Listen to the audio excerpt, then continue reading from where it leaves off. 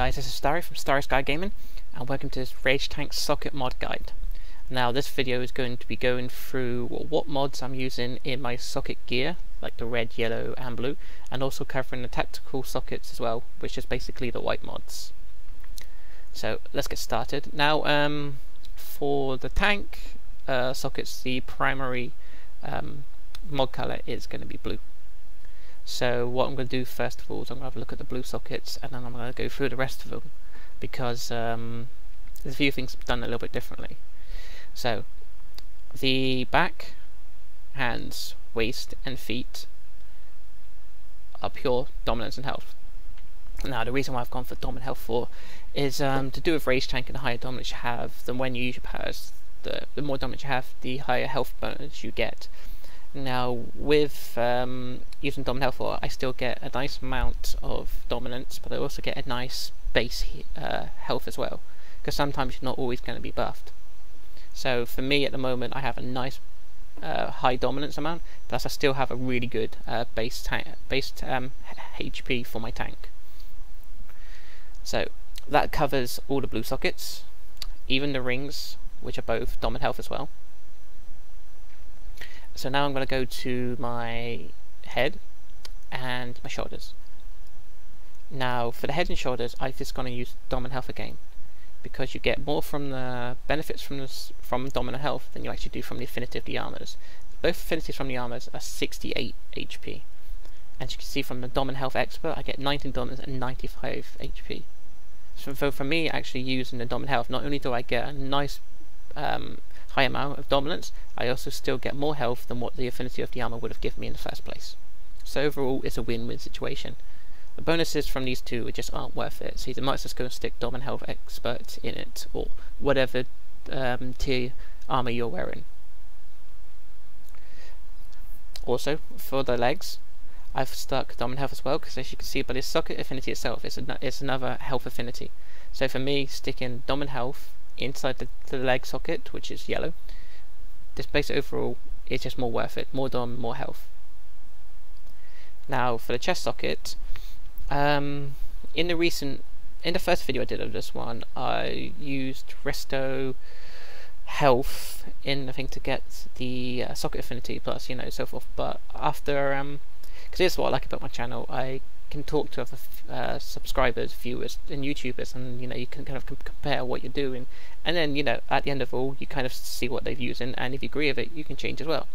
So in my first video I had a few comments with CrappyHeals and TheMightyHastro, who is one of my subscribers, and we basically had a few words about the mods, and basically we do agree that using dom and power in the yellow socket for the affinity is pretty much the best way to go for, because not only do we get, like, pretty much, I'll just say double the dominance for it, because we're using the correct socket affinity, and the socket affinity itself is 13 dominance. So it's a win-win situation. Not only are we getting the affinity because I'm using the kind of right mod for the socket, but we're also injecting it with an additional dominance, and then we're getting the power from behind it as well. So the person that suggested it was CrappyHeals, so he was suggested, so the credit will go to him for this one. He pretty much does the same way as I do in sockets. He runs all dom and health, and when it comes to this one, he suggested dominance and power, and I have to say it feels more comfortable having this than the resto and health. Okay, so that covers all of that one, right? I mean, give it a try for yourself. You might find something else works best for this, but overall, I have to say that I like the way the sockets have done, and it feels like I get a lot of benefits from having the mods done like this. Okay, so let's cover. Now we'll go to tactical mods. So first of all, going to cover the weapon one. The weapon one, always be for tanks, will be the absorption adapter. This pretty much just gives you a shield, like, which procs once every minute and absorbs up to a certain amount of damage, or it lasts a certain amount of time. So literally, it would basically the shield will say, like, the shield will either last 6 seconds, or the shield will last until it lasts, well, until it absorbs 1400 damage.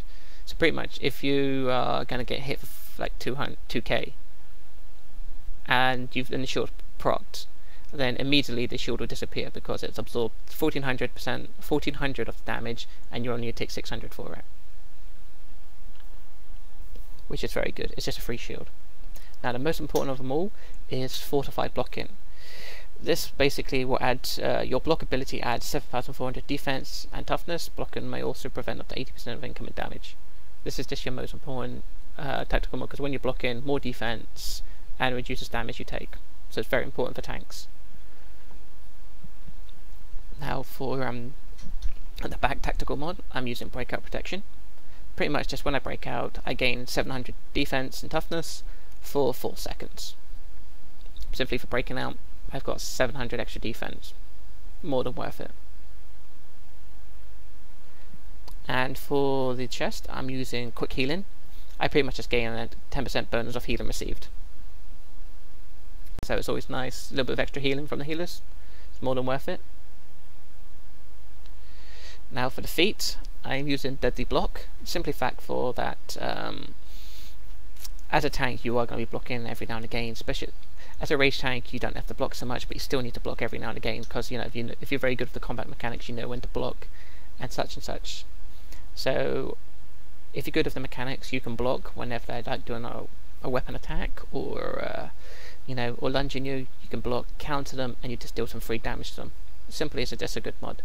I've seen some tanks use explosive blocking for PvE content, which just isn't right, because if you're a tank and using explosive blocking and you block, you just send them flying away again, and then you have to get control of them again. I've seen some tanks use it and then they wonder why they can't keep aggro, or they wonder why they can't keep the ads under control. It's because they were using explosive blocking. They were literally just, you know, screwing themselves over. So use deadly block, so much simpler. And now for the hands mod. Now for the hand socket tactical mods, there really isn't anything beneficial. If for your rage loadout, if you are using the shield, and I say if, personally it's not very good. I don't rate the shield anyway. I tried it out and it just seems to like last for 1 hit. But if you are using it, then you know you want to use regenerative shielding, because you get small health whenever you pop that shield. But for me personally, I don't use the shield, so there's not much option, so I've just gone from put mighty smashing in. It just allows me to get some extra crit chance based on whatever my might is. When I can basically, like, if I pick up a car and chuck it, there's a chance you know, I'm going to get some extra damage from it. It's just a fun mod because there's nothing else to use really that benefits a rage tank. So that is it.